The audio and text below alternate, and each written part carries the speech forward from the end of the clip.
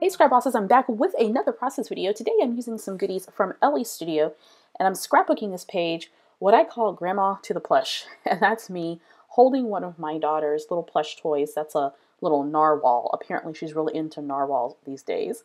So Ellie Studio sent me some really fun things. I've got the 6x6 paper pad called Springtime. I also have some die cuts called Noteworthy, and I pulled out the die cuts that match the colors that are in the 6x6 papers that I'm going to use for this layout.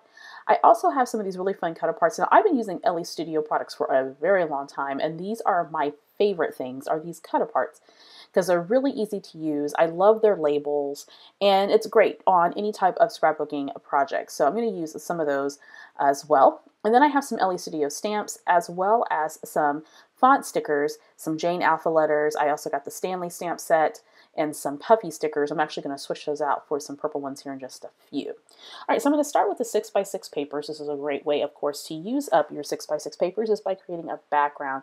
I'm going to trim up that floral paper here in just a second, but first I want to position my photos to make sure that I have enough of each of the pattern papers showing. I'm going to use those pattern papers as an anchor for my photos. Now, I printed my photos, well, I attempted to print my photos 4x6. I use a Canon printer, and what ends up happening is sometimes the photos don't print true to size. So these are a little bit smaller than 4x6, which is why I was able to have a little bit of space on this 8.5x11 layout. So I'm going to go ahead and adhere down the pattern papers directly to my solid cardstock. I'm using some heavy solid cardstock from Recollections. And I'm just going to go ahead and get those into place. I'm checking to see if I actually have them even. I don't have an eye for straight. So sometimes there's things on my layouts that are a little wonky, but that's okay. I don't stress over it. All right, so now that I have that down, I'm going to go ahead and position my photos. So the story behind this is my daughter has a million and one plush toys, little stuffies and dolls, and there are many occasions where I have to babysit them or hold them or hug them or kiss them, and so I have dubbed myself the Grandma to the Plush because that's exactly what my role is at the moment. All right, so what I'm doing next is I am laying down some of these labels that I cut from the cut aparts. There's also a sticker sheet that I'm using, and this is a little puppy board that says today. That's again from Ellie Studio. Everything I'm using on this layout is from Ellie Studio. By the way, if you like any of the items that I'm using on this layout, make sure you check them out. I posted the links down below in the description on the Victoria Marie blog. All right, so from the die cuts, I'm going to go ahead and layer in some of these little hearts. Of course, just coordinating the colors. And sometimes I like making layouts where the focal point, well, the focal point of my layouts are mainly the photos and the stories, but the embellishments have a color story as well. And I rarely scrapbook with purple. And ironically, purple is one of my favorite colors, but it's not a color that I tend to scrapbook a lot with. So I pulled out all the elements that coordinated with three basic colors: green, yellow, and purple. And of course, I kept my selections very slim, so I don't have to worry about making a whole lot of decisions. And this is coming out, or turning out to be, a clean and simple layout. Sometimes those are the hardest layouts for me to make, are clean and simple ones. But I wanted the focus of this layout to be on the story. All right, so I'm continuing to layer. I have, of course, those hearts. On top of the purple heart, I layered a yellow heart, and then the little puffy text word that says today, a little scripted word.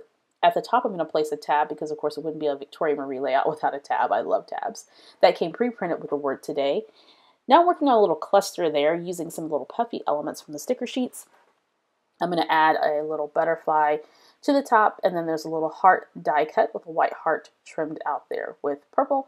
And then there is a label that says captured. And what I want to do, I'm trying to get these positioned, is I want to add a little bit of dimension to the label that says captured. So once I have the butterfly and the little circle with the heart adhered, I'm going to take some foam and I'm going to place that on the back of that label just to give it a little bit of height. Also, there's some dimension with the little puffy butterfly. And so I couldn't lay the label directly on the butterfly without there being some kind of issue there. So I needed to pop up the label so that it can rest nicely over the butterfly and the little heart die cut. So there we go. So that's all done. Next up, I want to work on my title. Now, initially, I was going to use these yellow puffy alpha stickers. And you know what? These are my favorites outside of the cut aparts. I love the Ellie Studio alpha stickers.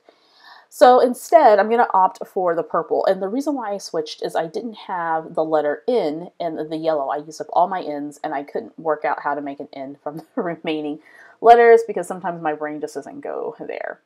Then in the middle of the word grandma and the word plushie, I put the words to thee, and I spelled that out with the Jane Alphas, again from Ellie Studio. And now I'm taking the Stanley stamp set. It's one of my favorites. And I'm going to go ahead and get those letters positioned, and then I'm going to stamp the last part of my title. This is something that I do a lot. I mix font stickers with my stamps. It's a great way to get usage out of both of those materials and to make very interesting titles on a layout. Using some Memento black ink, I'm going to go ahead and stamp that on there.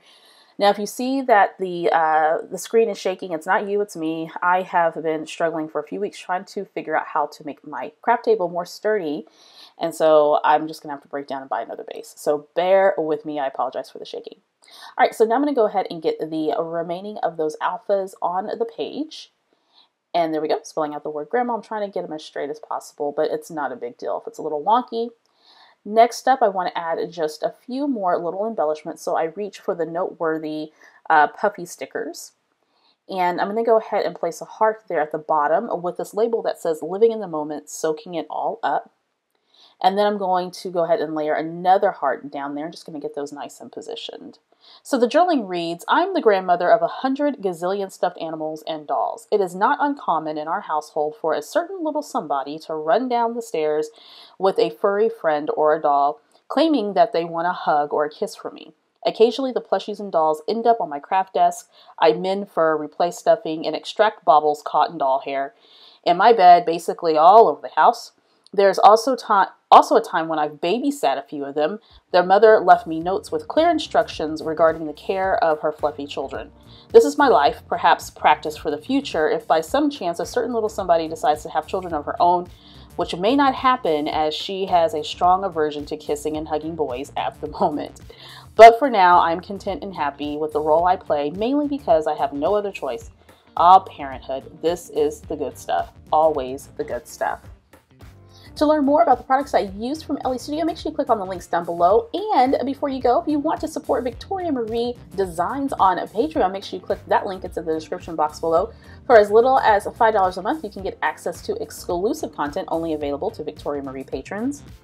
And before you leave, don't forget to subscribe to the Victoria Marie YouTube channel. And when you do, click that bell indicator. That way you'll know each and every time I post a new video here to this channel.